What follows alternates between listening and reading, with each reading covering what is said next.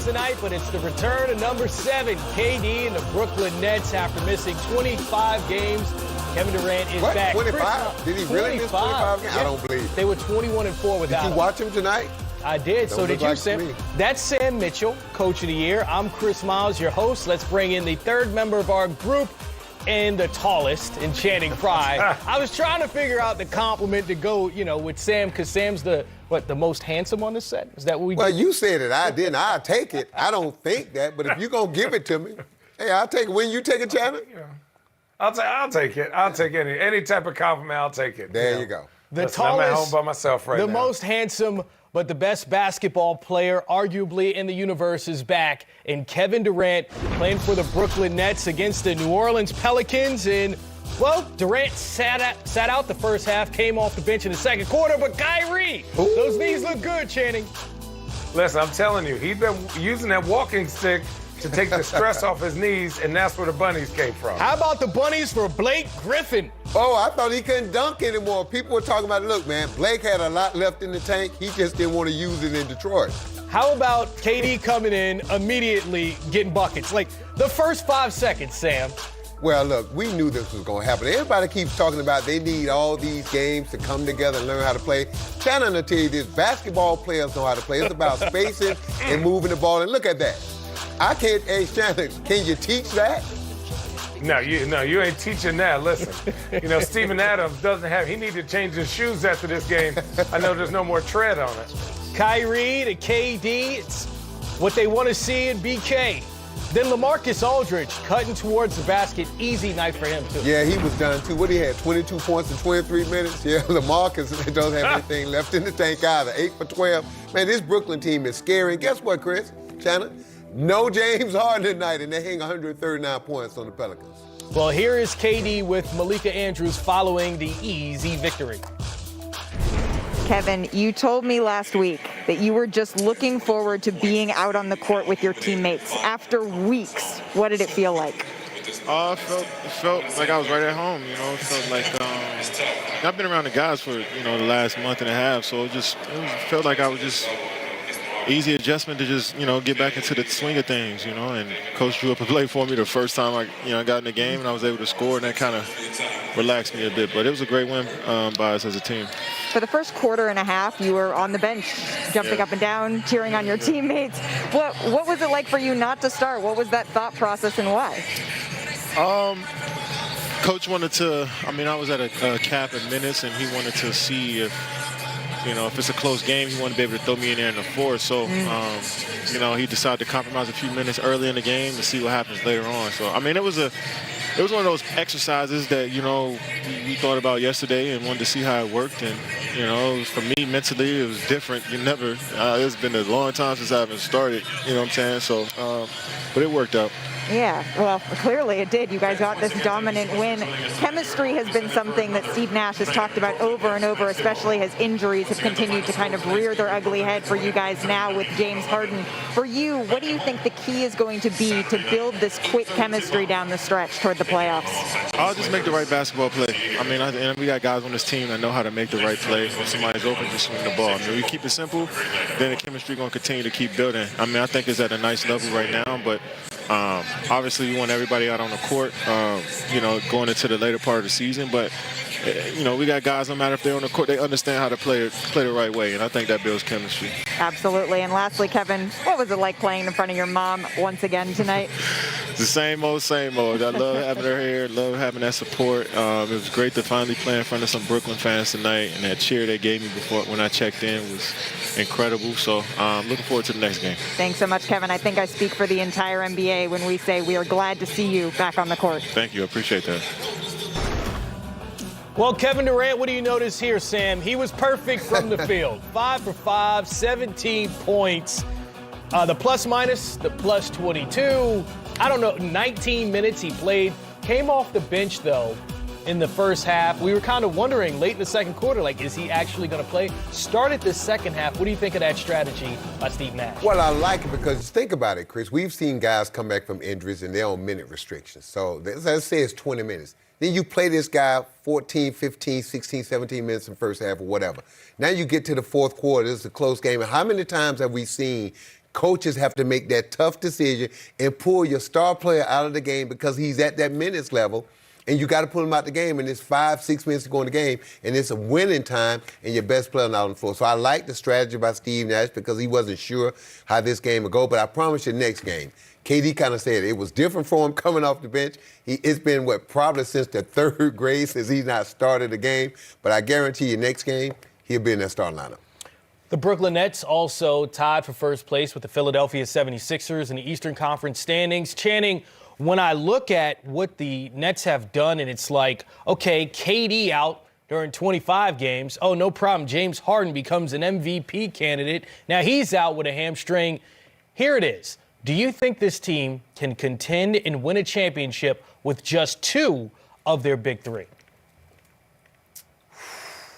You got to tell me what two. KD and whoever else, Kyrie or James Harden, but KD in the mix because he's the two-time Finals MVP. I'm gonna say no. Why? I think what James Harden does, everybody is good, right? Everybody else other than KD and Kyrie are good, really good. James Harden makes them great all the time while they're on the floor, right? So there's not as much pressure. Like James Harden can give you 40 and also 17 assists. When Kyrie gets 6 assists, to me, can he do it? Yes. But where is he most dangerous? Him getting 40 points. Him taking advantage of his unique skill set. The same with KD. KD can create, right? You saw that last little clip where he got the double team off the curl and threw the bounce pass to LaMarcus, and he threw another lob to LaMarcus, I think kind of the end of the game. But for me, James Harden is their true point guard. And during the playoffs, when you need to run a play or when you need a foul or when you need whatever it is, he's going to give you that. But I think this team is extremely dangerous because there's never all the pressure on just one person. They just take turns on whoever has the best matchup, and that's what makes them dangerous.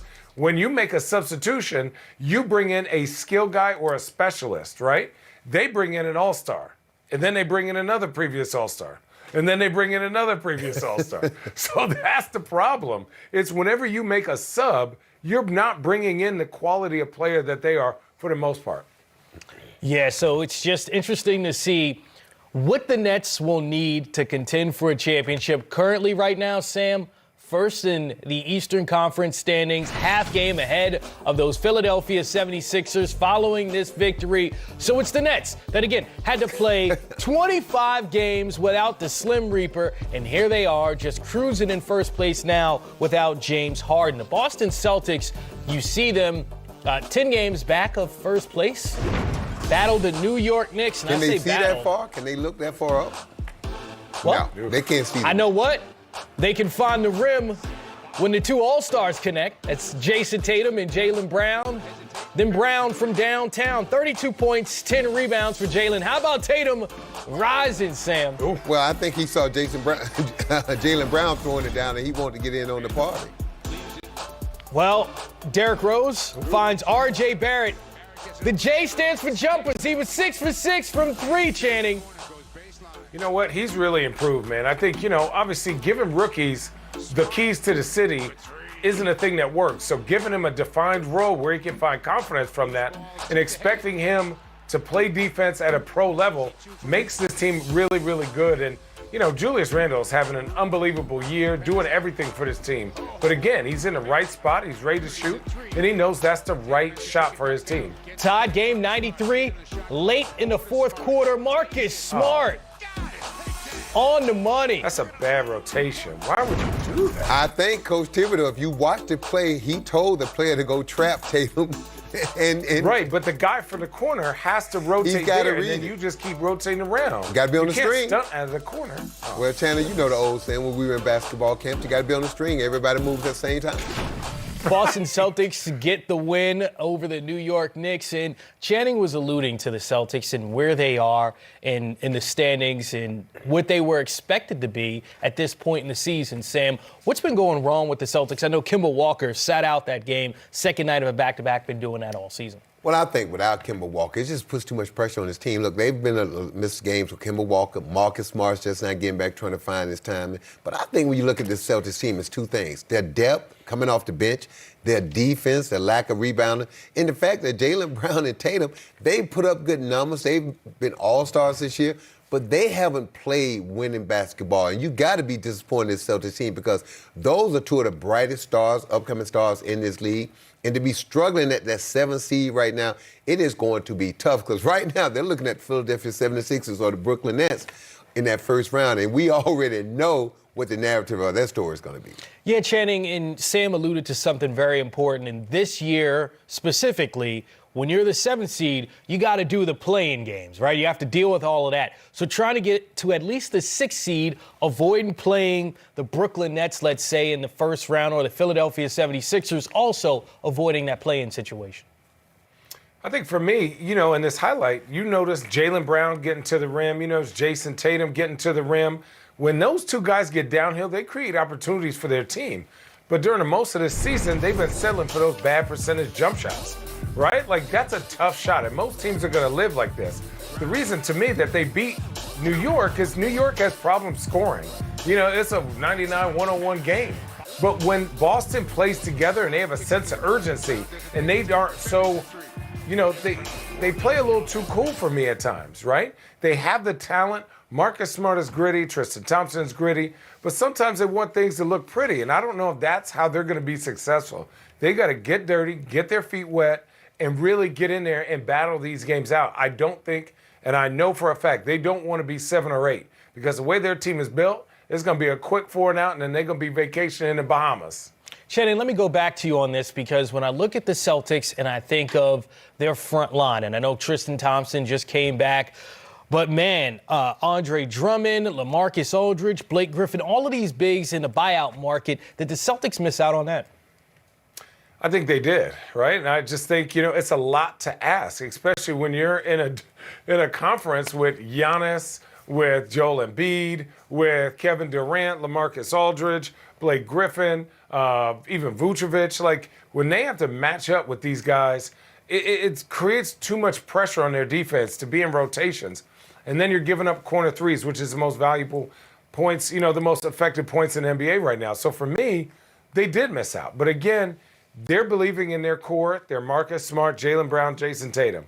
Those are their 3 guys, and everyone else has been rotated around. I remember watching a stat that Terry Rozier was there, obviously Gordon Hayward, Kyrie. All these guys have come through that system and gone. So maybe they say, hey, is this the time where we just put all this on our 3 main guys and see what they can do for us?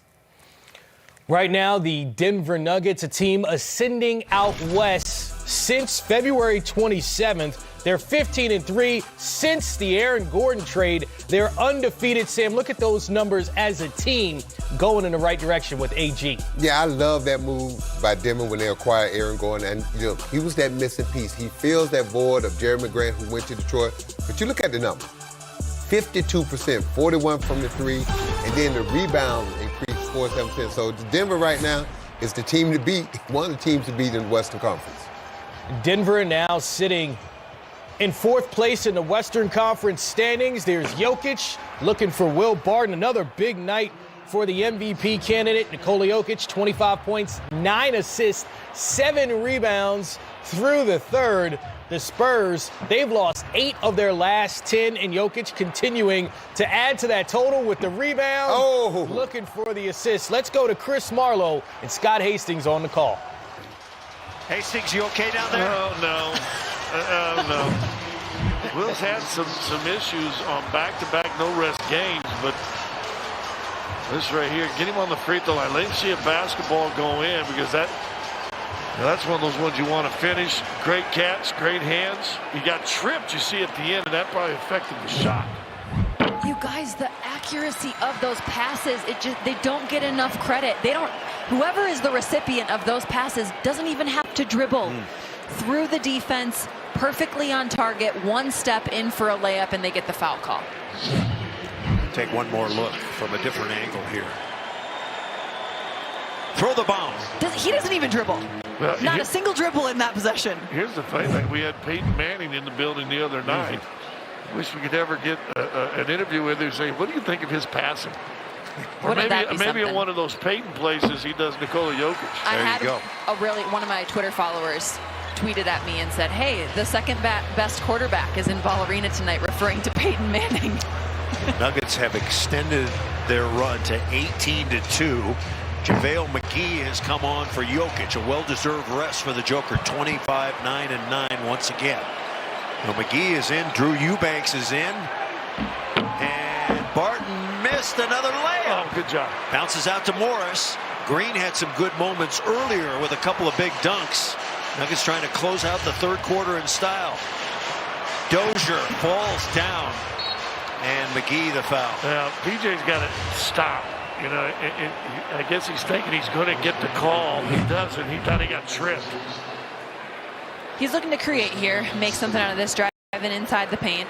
Maybe did get a little bit of a trip, but I don't mind that suggestion too, Scott. Like a jump stop there and having guys cut around him and him being able to make one of those great PJ Dozier dump passes inside. Yeah. I mean, that's a really good option. And that pass is behind the top of the key is what's open. Spurs have not scored in almost 3.5 minutes. The Nuggets putting on the Ritz on defense, channeling their inner Bill Hanslick here in the third. Now Rudy Gay against JaVale McGee. A couple veterans, and Gay drops it in. Nice shot. Hey, I'm going to tell you what, that is a veteran move because that's pretty good defense too. I don't know how that didn't get blocked. Rudy Gay off the bench, his first basket. Morris, and his shot is blocked. It flies to Barton. Now Morris shoots the three. That's good! A Montre. So again, the Spurs struggling and Channing having a good old time watching. The future of fitness isn't dumbbells. It's revolutionary digital weight that learns as you get stronger.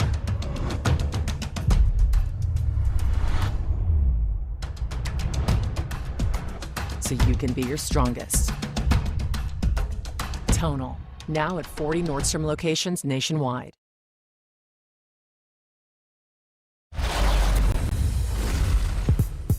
Yo, this picture looks good and it's dope, but it's just something wrong with the picture. You're staring at it looking for Waldo, you know what I'm saying? Like, you looking at it, then you're like, yo, where's AI at?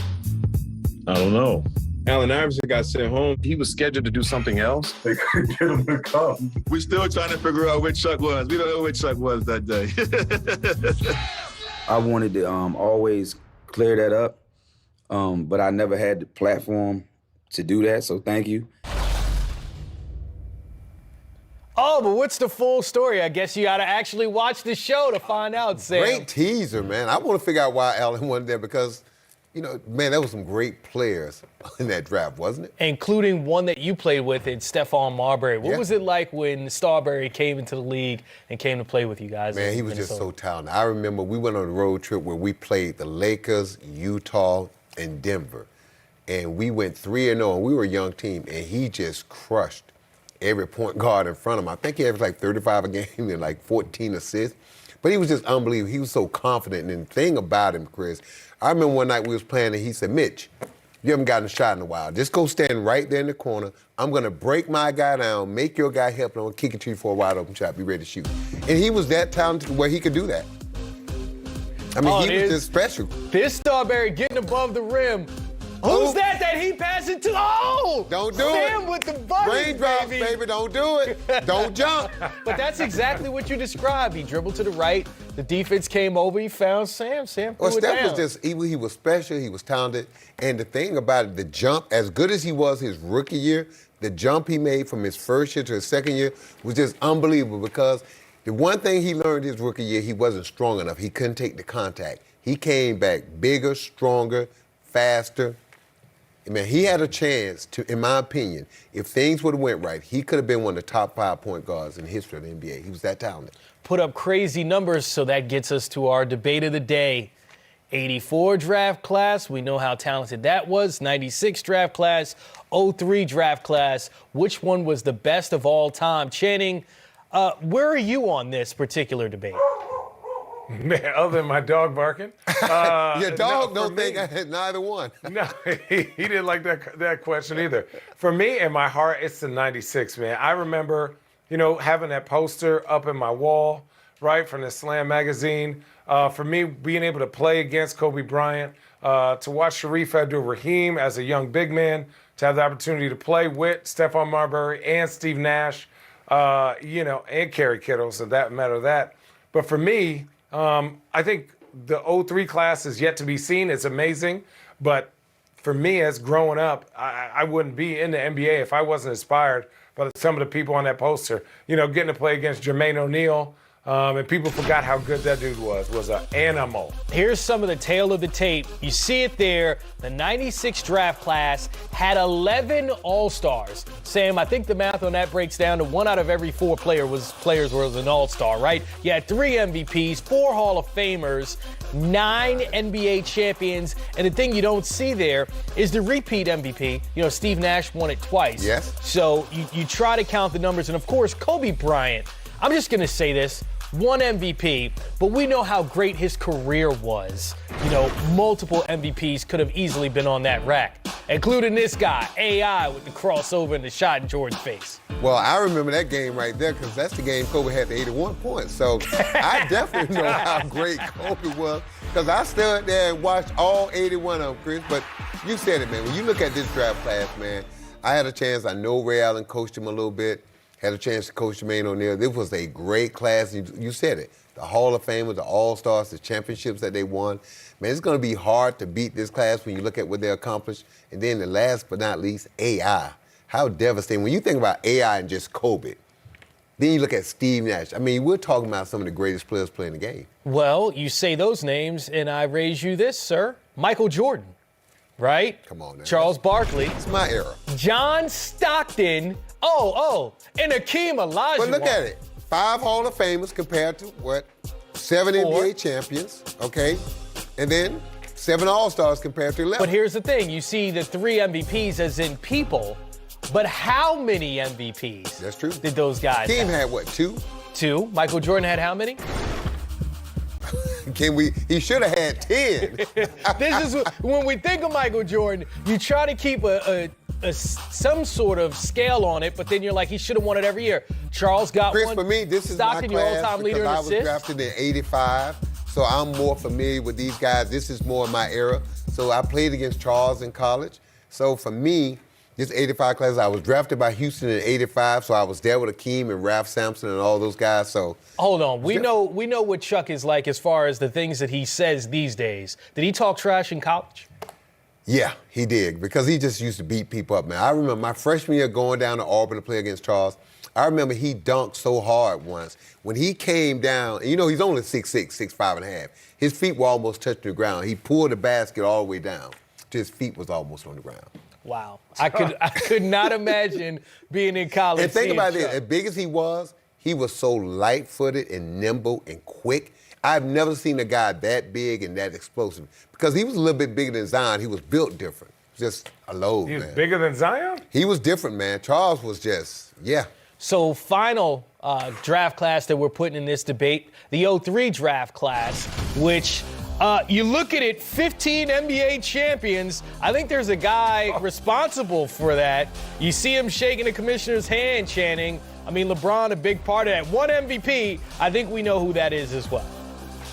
I mean, definitely. This is that new class that I definitely played most of my career against, or all my career against, and they're still playing. They're still doing it. And so the longevity of the game has really been elevated in the skill level. And, in 03 to probably like 09, the league changed so much, right? And then the international ball started to influence it so much. So for guys to still be relevant in 03 and then now be still playing in 2021 is bananas. And so for me, looking at what LeBron has done over his career, you would have to always put his draft class up there with one of the greats because of him, obviously D-Wade and Melo and Chris